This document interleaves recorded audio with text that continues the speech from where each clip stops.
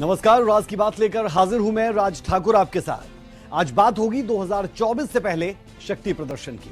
अगले साल होने वाले लोकसभा चुनाव में बीजेपी तीसरी बार सत्ता पर काबिज होने का दावा कर रही है, तो लगातार 2 बार से मात खा रहा विपक्ष इस बार डू और डाई की सिचुएशन में है। विपक्ष को एड़ी चोटी का जोर लगाते देखकर बीजेपी ने भी अपने गठबंधन दलों का कुनबा बढ़ाने पर गंभीरता से कदम उठाया।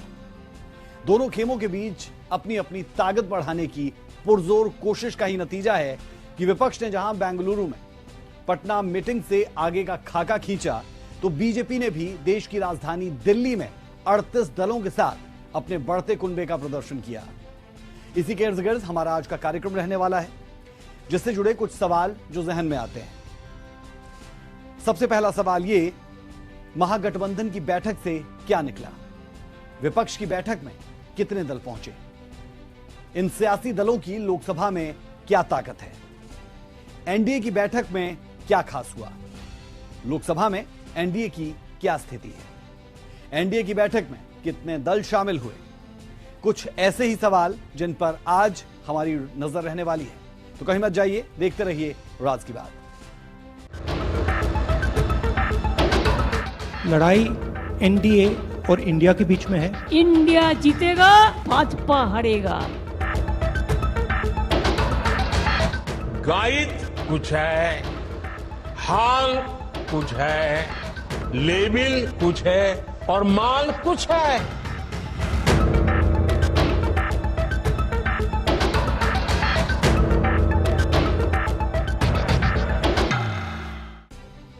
लोकसभा चुनाव को लेकर सत्ता पक्ष और विपक्ष के बीच शह और मात का खेल अभी से शुरू हो चुका है। पता नहीं यह संयोग है या सियासी योजना का हिस्सा। जब बेंगलुरु में विपक्षी दल प्रधानमंत्री नरेंद्र मोदी को सत्ता से बाहर करने की रणनीति बना रहे थे, तो ठीक उसी दिन एनडीए गठबंधन 2024 के चुनाव में सत्ता की हैट्रिक के लिए दिल्ली में बैठक कर रहा था। राज की बात यह कि विपक्षी दलों की बेंगलुरु में चल रही बैठक में तय हुआ कि अब उनके गुट का नाम यूपीए नहीं, इंडिया होगा। इंडिया का full form Indian national development inclusive alliance है। विपक्ष की बैठक में और क्या कुछ खास हुआ, जानने के लिए आपको देखनी चाहिए हमारी ये स्पेशल रिपोर्ट।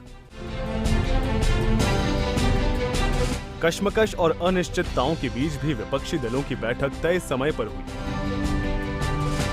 यही विपक्षी एकता की उम्मीद लगाए बैठे लोगों को कम से कम इस राउंड में आश्वस्त करने के लिए काफी थी। 2024 के लोकसभा चुनावों के मद्देनजर विपक्षी दलों की एकता सुनिश्चित करने के मकसद से बुलाई गई ये दूसरी बैठक थी। इस बार विपक्ष का ये जमावड़ा बेंगलुरु में हुआ। 2024 के लोकसभा चुनाव से पहले कांग्रेस की मेजबानी में नया विपक्षी मोर्चा बन चुका है। महागठबंधन के नए नाम पर भी आखिरकार सहमति बन गई। महागठबंधन का नाम अब इंडिया होगा। India, Indian national development inclusive alliance. Mahagathbandhan की अगली बैठक मुंबई में होगी। 2024 चुनाव के लिए दिल्ली में बनेगा इंडिया का सचिवालय। बैठक के बाद सभी विपक्षी नेताओं ने साझा रूप से प्रेस कॉन्फ्रेंस भी की और एक सुर में कहा कि इंडिया जीतेगा। हमने अपने आप से सवाल पूछा, लड़ाई किसके बीच में है? ये लड़ाई ऑपोजिशन और बीजेपी के बीच में लड़ाई नहीं है। देश की आवाज को दबाया और कुचला जा रहा है। ये देश की आवाज के लिए लड़ाई है और इसीलिए ये नाम चुना गया,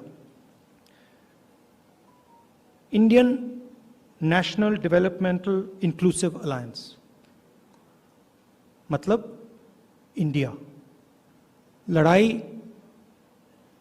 एनडीए और इंडिया के बीच में है, नरेंद्र मोदी जी और इंडिया के बीच में है, उनकी विचारधारा और इंडिया के बीच में है। आप जानते हो, जब भी कोई हिंदुस्तान के सामने खड़ा होता है, इंडिया के सामने खड़ा होता है, तो जीत किसकी होती है? कहने की जरूरत भी नहीं है। मैंने कहा दूसरी मीटिंग है, इसके बाद हमारी मीटिंग महाराष्ट्र में होगी। और हमने निर्णय लिया है, सबने निर्णय लिया है कि अब हम एक एक्शन प्लान तैयार करेंगे जहां हम एक साथ मिलकर देश में हमारी विचारधारा के बारे में और जो हम देश के लिए करने जा रहे हैं उसके बारे में बोलेंगे। Save the people of India, save India, इसको हम भारत बोलते हैं हिंदी में और इंग्लिश में इंडिया है। इंडिया को बचाना है, देश को बचाना है। भाजपा तो देश बेचने का सौदागिरी कर रहा है, देश बेचने का सौदागिरी कर रहा है, लोकतंत्र को खरीदने का सौदागिरी कर रहा है। इसी के लिए आज कोई इंडिपेंडेंट एजेंसी को भी काम नहीं करने देता है। कोई आदमी कोई ऑपोजिशन को सपोर्ट करते हैं, ऑपोजिशन स्टेट को, तो नेक्स्ट डे ईडी और सीबीआई और कोई चला जाता है और खाली धमक देता है हम 355 करेगा, हम 356 करेगा। हम लोगों ने आज 420 कर दिया, 420 धारा अप्लाई कर दिया पॉलिटिकली, जिसमें इंडिया जीतेगा, भाजपा हारेगा, भारत जीतेगा, भाजपा हारेगा, इंडिया जीतेगा और हमारा देश जीतेगा। तानाशाही के खिलाफ जनता इकट्ठा हो रही है। खरगे साहब, आपने तो हमारे अलायंस का नाम बता दिया, लेकिन मैं तो इंडिया, भारत, जिसके लिए हम लड़ रहे हैं उसी को लेके हम आगे जाएंगे। इसीलिए तो हम इकट्ठा आए हैं। और आप देखते होंगे, पहले सवाल कई लोगों ने मुझे पूछा कि अलग अलग विचारधारा के लोग हैं, राजनीति में विचारधारा तो अलग होनी चाहिए, इसी को तो प्रजातंत्र मानते हैं। लेकिन इसके बावजूद हम एक आए हैं क्योंकि अब लड़ाई सिर्फ हमारी पार्टी की नहीं है। कुछ लोगों को ऐसे लग रहा है कि परिवार के लिए लड़ाई लड़ रहे हैं। हाँ, देश हमारा परिवार है और इस परिवार के लिए हम लड़ रहे हैं। देश ही हमारा परिवार है, तो इस परिवार को हमें बचाना है। और लड़ाई हमारी एक पार्टी के खिलाफ या एक व्यक्ति के खिलाफ नहीं है, लड़ाई हमारी नीति के खिलाफ है, तानाशाही के खिलाफ। काबिल गौर है कि अगले लोकसभा चुनाव में बीजेपी और प्रधानमंत्री मोदी को कड़ी चुनौती देने के मकसद से 26 विपक्षी दलों ने दूसरी बैठक बेंगलुरु में की। इससे पहले 23 जून को पटना में पहली बैठक हुई थी। करीब 4 घंटे चली इस मीटिंग में चुनावी रणनीति, गठबंधन का नाम, सीट बंटवारे जैसे कई मुद्दों पर चर्चा की गई। सूर्या समाचार के लिए ब्यूरो रिपोर्ट। तो सुना आपने विपक्ष के नेताओं को। 2024 की चुनावी तैयारी में यह बिल्कुल महाभारत जैसा सीन लगता है, जिसमें कुरुक्षेत्र में उतरने से पहले यह गिना जा रहा है कि किस पाले में कौन है, क्या रणनीति होगी, कैसे व्यूह रचना होगी।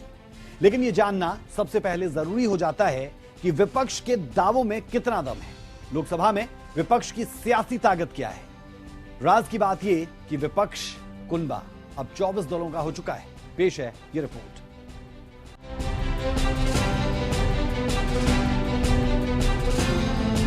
साल 2024 देश के लिए बहुत ही अहम है, क्योंकि इस साल में लोकसभा का चुनाव होना है। सत्ता पर काबिज बीजेपी सरकार एक ओर जहां पूरी ताकत के साथ अपनी कुर्सी को जमाए रखना चाहती है, वहीं दूसरी ओर विपक्ष उसकी कुर्सी हथियाने की रणनीति बनाने में जुटा है। लोकसभा चुनाव से पहले इस साल के अंत में 4 राज्यों में विधानसभा चुनाव भी होना है। यही वजह है कि देश के सभी राजनीतिक दल रेस में हैं। बेंगलुरु में मोदी विरोधी महागठबंधन की दूसरी बैठक के लिए तमाम विपक्षी नेता रथियों महारथियों की तरह पहुंचे। विपक्ष में जोश भी भरपूर दिखा, क्योंकि पटना में सिर्फ 15 पार्टियां जमा हुई थी, जबकि बेंगलुरु में 26 इकट्ठी हुई। अब इन 26 दलों की लोकसभा में क्या स्थिति है, इससे भी आपको रूबरू करवाते हैं। TMC 22, CPI 2, CPM 3, Congress 52, NCP 5, AAP 1, AIFB 0, Apna Dal के 0, MMK 0, DMK 23, IUML 2, JDU 16, NC 3, PDP 0, JMM 1, Kerala Congress M 1, Kerala Congress 0, KMDK 0, RLD 0, RSP 1, Shiv Sena UBT 0, SP 5, RJD 0, MDMK 0, CPIML 0, VCK 1। काबिल गौर है कि इससे पहले पटना में 23 जून को बिहार के मुख्यमंत्री नीतीश कुमार और उप मुख्यमंत्री तेजस्वी यादव की मेजबानी में विपक्षी दलों के बीच बैठक हुई थी। इस बैठक में 15 विपक्षी पार्टियों ने हिस्सा लिया था। इस बैठक का मकसद नरेंद्र मोदी के नेतृत्व वाली मौजूदा सरकार के खिलाफ लोकसभा चुनाव से पहले दमदार विपक्ष तैयार करना था। अब इन दोनों बैठकों के बाद क्या सही मायने में विपक्ष एकजुट हो पाएगा, ये देखना दिलचस्प होगा। सूर्या समाचार के लिए ब्यूरो रिपोर्ट। विपक्षी मोर्चे की पहली बैठक पटना और दूसरी बेंगलुरु में हुई। गठबंधन का नाम दिया गया इंडिया। ऐसे में सवाल उठता है कि क्या महागठबंधन 2024 में बीजेपी नित एनडीए को मात दे पाएगा? क्या देश की आवाम ऐसे दलों के गठबंधन को स्वीकार कर पाएगी जिसमें हर दल की चाह प्रधानमंत्री की कुर्सी है? आखिर क्यों ये सवाल उठ रहे हैं? राज की बात में महागठबंधन पेश है इसी से जुड़ी एक रिपोर्ट।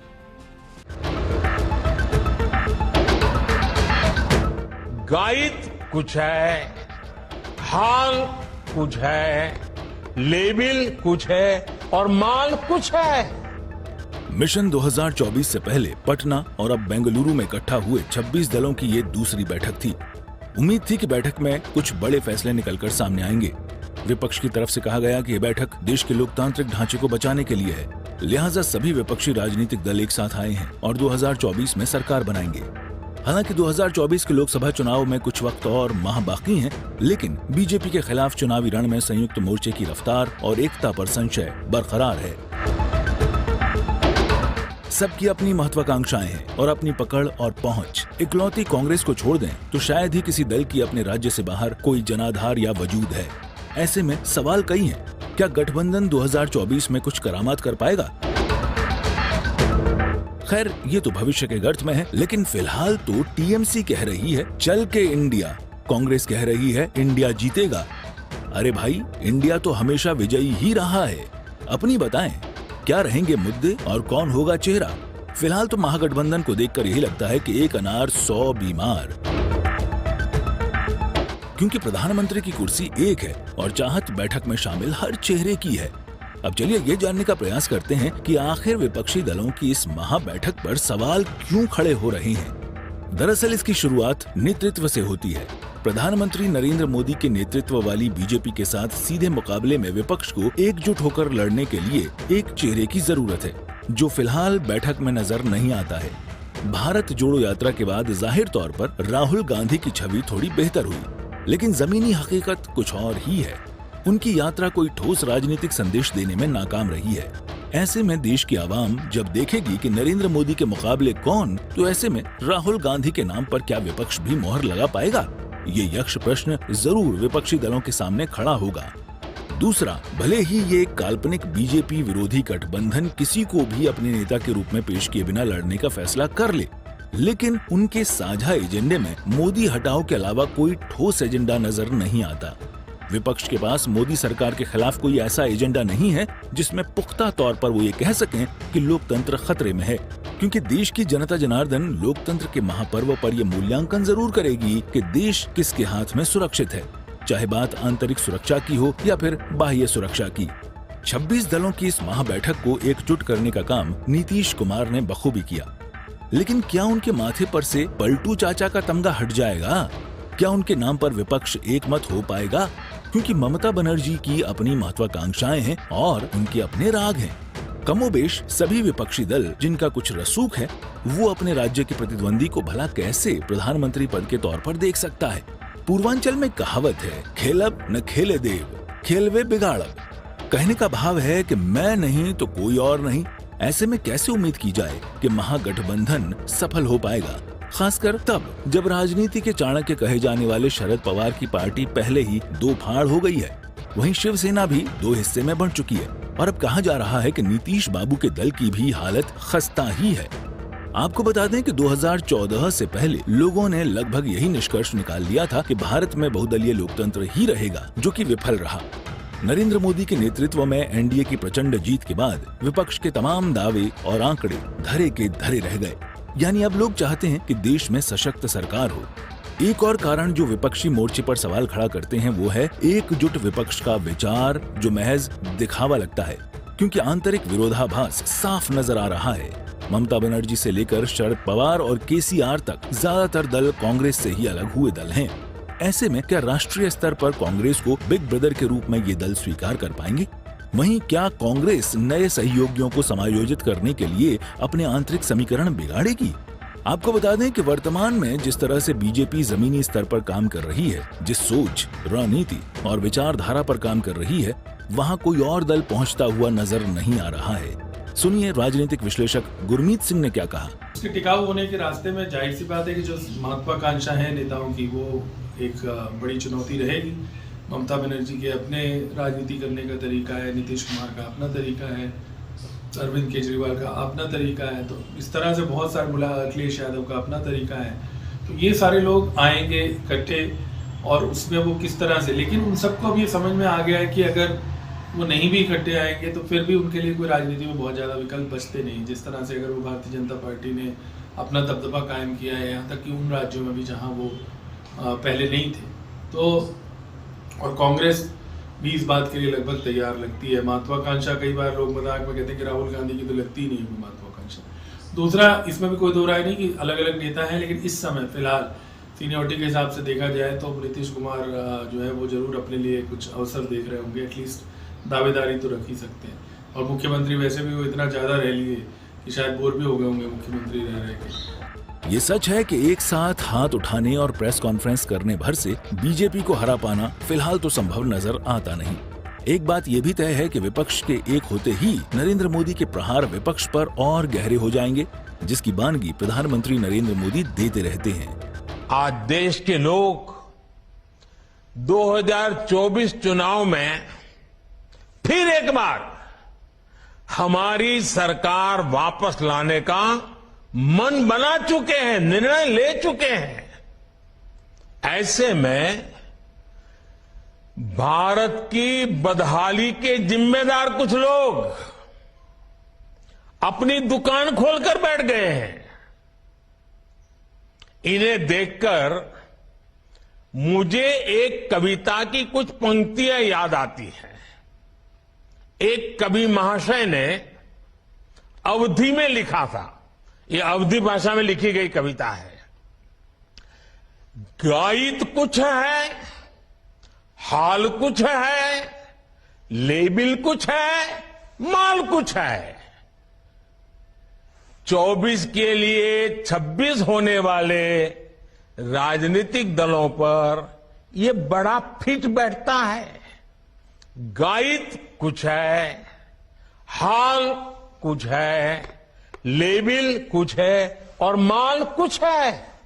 यानी गाना कोई और गाया जा रहा है, जबकि सच्चाई कुछ और है। बहरहाल एक बात तो तय है कि 2024 का राजनीतिक रण बड़ा ही दिलचस्प होगा। एक तरफ एनडीए होगी जिसके पास नरेंद्र मोदी जैसा चेहरा होगा, और दूसरी तरफ एक ऐसे महागठबंधन जिसके 2 दलों में दूसरी बैठक से पहले ही फूट पड़ चुकी है। और लोकसभा की बिगुल भेदी बजने से पहले और कितने टूटेंगे, कितने बिगड़ेंगे, ये किसी को नहीं मालूम। अब देखना होगा कि देश की सम्मानित जनता किसे अपना मुस्तकबिल चुनती है, विपक्ष नीत महागठबंधन को या फिर मोदी के नेतृत्व में देश में फिर एक बार बनती है मोदी सरकार। सूर्या समाचार के लिए ब्यूरो रिपोर्ट। विपक्षी दलों की बैठक के जवाब में बीजेपी नेतृत्व वाले एनडीए ने भी अपने सहयोगी दल की बैठक बुलाई, जिसमें तमाम दलों को आने का न्योता दिया गया। राज की बात यह कि इस बार बीजेपी के साथ कई ऐसे दल भी एनडीए की बैठक में शामिल हुए जो इससे पहले उनका हिस्सा नहीं थे। एनडीए की बैठक में क्या कुछ निकला, जानने के लिए देखिए हमारी रिपोर्ट।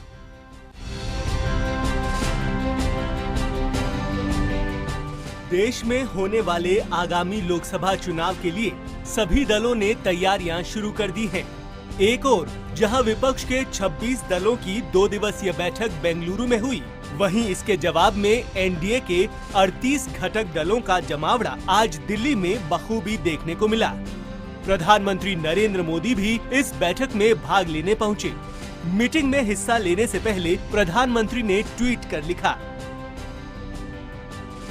हमारा गठबंधन समय की कसौटी पर खरा उतरने वाला गठबंधन है, जो राष्ट्रीय प्रगति को आगे बढ़ाना और क्षेत्रीय आकांक्षाओं को पूरा करना चाहता है।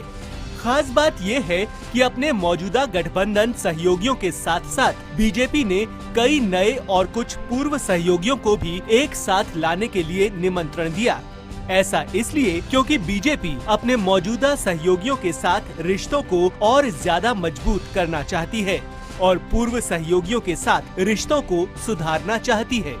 सूर्या समाचार के लिए दिल्ली से विनय सिंह की रिपोर्ट।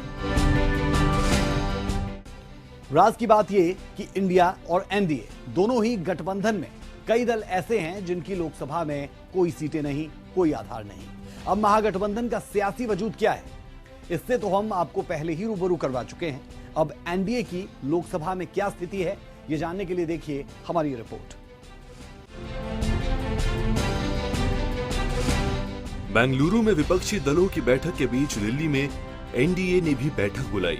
बीजेपी की तरफ से बुलाई गई बैठक में इस बार कई नए दल भी शामिल होने जा रहे हैं।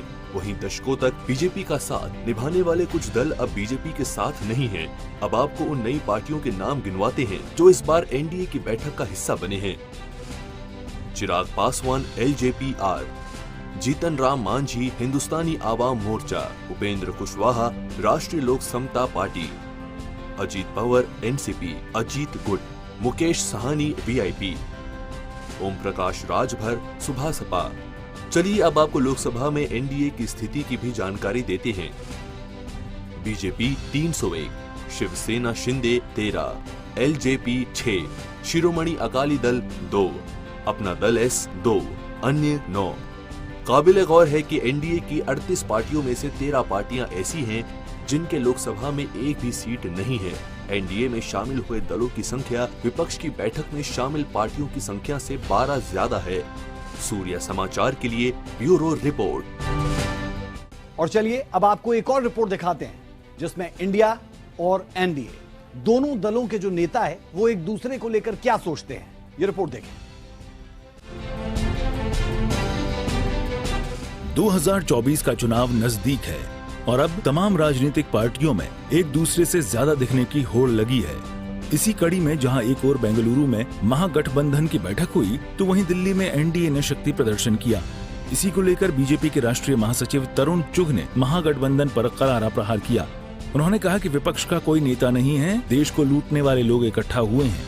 भानुमती दा कुनबा है यूपीए, जेड़ा ना कोई नेता है, ना नीति है, ना नीयत है। बनन तो पहले ही विखर रहा। हर बैठक च सो कॉल्ड उन्होंने जेडे दोस्त ने घट रहे हैं, क्योंकि भ्रष्टाचारी परिवारवादी देश नूं तोड़न वाले, देश नूं लुटन वाले लोग इकट्ठे हुए ने और कह रहे ने मोदी हटाओ। पर पूरा देश की 130 करोड़ जनता चाहती है कि मोदी जी फिर आओ, तीसरी बार सरकार बनाओ और तगड़ी सरकार तीसरी बार बने, ताकि देश के अंदर जो गरीबों के लिए मोदी जी ने पहली और दूसरी सरकार में किया है वो ही काम हो अगे बढ़ के तीजी बारी भी करन और देश के गरीब का जीवन होर वधिया बन सके। महागठबंधन की बैठक पर हरियाणा के शिक्षा मंत्री कंवरपाल गुर्जर ने साफ कहा कि आज की डेट में कांग्रेस उस स्थिति में नहीं है कि वे महागठबंधन को लीड कर सके। गठबंधन की बात है तो एक टाइम था जब कांग्रेस ताकतवर थी, तो वो गठबंधन इस वजह से चला क्योंकि कांग्रेस बड़ी पार्टी थी। लेकिन आज की तारीख में कांग्रेस की कोई अच्छी इतनी पोजीशन नहीं है कि वो उसको लीड कर सके, और दूसरा भी कोई नहीं है। और स्वयं कांग्रेस में ही इतनी गुटबाजी है। आप यहाँ देखते हैं कि यहाँ जो हुड्डा साहब के खिलाफ हैं उन्होंने अपना गठबंधन कर लिया, तो यहाँ पार्टियों में गठबंधन चल रहे हैं, अपने के खिलाफ अपने लोग गठबंधन कर रहे हैं। तो जहाँ पार्टी की हालत ये हो कि वहाँ अपने आप अनुशासन नहीं है, तो वो दूसरे लोगों को साथ लेके कैसे चल सकेगी। तो ये एक शक के दायरे में, और खासकर ये जितने लीडर हैं सारे के सारे स्वयं पूरे अपना तरीके से उनका पॉलिटिक्स करने की आदत है। तो मुझे नहीं लगता कि ये सफलतापूर्वक चल सकता है। वहीं एनडीए की ओर से जेजेपी को बैठक का निमंत्रण देने पर शिक्षा मंत्री ने प्रतिक्रिया दी, सुनिए जरा। हाँ देखिए, हम इकट्ठे मिलकर सरकार चला रहे हैं, तो ऐसा नहीं होता कि जब हम इकट्ठे बैठते हैं तो केवल चुनाव की बात करते हैं, और बातें भी होती हैं, डेवलपमेंट की बातें भी होती हैं, विकास किस प्रकार से हो सकता है उसकी बातें भी होती हैं। कि ये सरकार अच्छी परफॉर्मेंस देगी तो लोग भी तभी सरकार को चुनते हैं, तो उन सारे विषयों में बात करते हैं। अगर उस सारे विषयों में बात करते हैं तो मैं समझता हूँ कि जेजेपी को गठबंधन निमंत्रण देना कोई अलग बात नहीं है, ठीक बात है। कैबिनेट मंत्री मूलचंद शर्मा ने महागठबंधन के मिलाप को लेकर कहा कि ये सबका अपना अपना स्वार्थ है। मूलचंद ने इस गठबंधन को ठगबंधन तक कह डाला। कई मर्तबा इस तरह के जो गठबंधन हुए हैं यूपीए के, ये अपने अपने स्वार्थ हैं, और स्वार्थ में जब इनका समय आता है तो इससे बिखर जाते हैं। जब तक देश के प्रधानमंत्री आदरणीय नरेंद्र मोदी जी हैं, उनके नेतृत्व में आम व्यक्ति इनको छोड़ गया, और कोई व्यक्ति नहीं चाहता जिस तरह से देश के 52 साल में जो इन लोगों ने हाल किया है वो सबको पता है। और मैं कहता हूं कि जिस तरह के हालात में देश गुजरा है, लोग ये चाह सकते हैं किसी का हित पूरा ना हो, आम व्यक्ति का, देश के 140 करोड़ लोगों का जो हित है देश के प्रधानमंत्री आदरणीय नरेंद्र मोदी जी के हाथों में सुरक्षित है। और ये कई मर्तबा होंगे और ये कई मर्तबा फेल होंगे। इस गठबंधन का कोई लाभ नहीं है, और ऐसे ये ठगबंधन है। एनडीए की बैठक में जेजेपी को निमंत्रण को लेकर मूलचंद शर्मा ने कहा कि हरियाणा में संगठन और सरकार अपना अपना काम कर रही है। नहीं, हमने कभी नहीं कहा ये संगठन में कि गठबंधन टूटेगा, लोगों के अपने व्यूज थे। हमने कहा सरकार अपना काम करेगी, संगठन अपना काम करेगा, और संगठन अपना काम कर रही है और सरकार अपना काम कर रही है। भाई संगठन है, बीजेपी अपना काम करेगी, जेजेपी अपना काम करेगी, और सरकार मिलके हम चला रहे हैं। सरकार मिलके चलाई है और संगठन की तरफ से उनको बुलाया है। संगठन है, जब संगठन ने तय किया, हर चीज संगठन तय करता है। कोई व्यक्ति विशेष की पार्टी तो है नहीं, एक परिवार की पार्टी नहीं है, बापू बेटे की पार्टी नहीं है, माँ बेटे की पार्टी नहीं है। ये देश दुनिया की सबसे बड़ी पार्टी है, और जिसमें तय करता है, संगठन करता है कौन कौन लोग इस संगठन रहेंगे और कौन कौन लोग इसमें संगठन में सहयोगी रहेंगे, और भारतीय जनता पार्टी सारे को साथ लेके चलती है। काबिले गौर है कि साल 2024 में होने वाले लोकसभा चुनाव की टक्कर का आगाज हो गया है। बीजेपी की अगुवाई वाले एनडीए का मुकाबला करने के लिए विपक्ष ने इंडिया नाम से गठबंधन बना लिया है। अब कौन किस पर भारी पड़ेगा, ये देखना बेहद दिलचस्प होगा। सूर्य समाचार के लिए चंडीगढ़ से रवि चंदेल और फरीदाबाद से दीपक गौतम की रिपोर्ट। कुल मिलाकर दोनों तरफ से हुई इन बैठकों को शक्ति प्रदर्शन माना जा रहा है, और 2024 की सियासी जंग और ज्यादा दिलचस्प हो चुकी है। राज की बात में फिलहाल के लिए इतना ही। कल फिर मुलाकात होगी एक नए टॉपिक के साथ, जिसकी तह तक जाकर आपके सामने रखेंगे राज की बात। इजाजत दें, नमस्कार। लड़ाई एनडीए और इंडिया के बीच में है। इंडिया जीतेगा, भाजपा हारेगा। गाइड कुछ है, हाल कुछ है, लेबिल कुछ है, और माल कुछ है।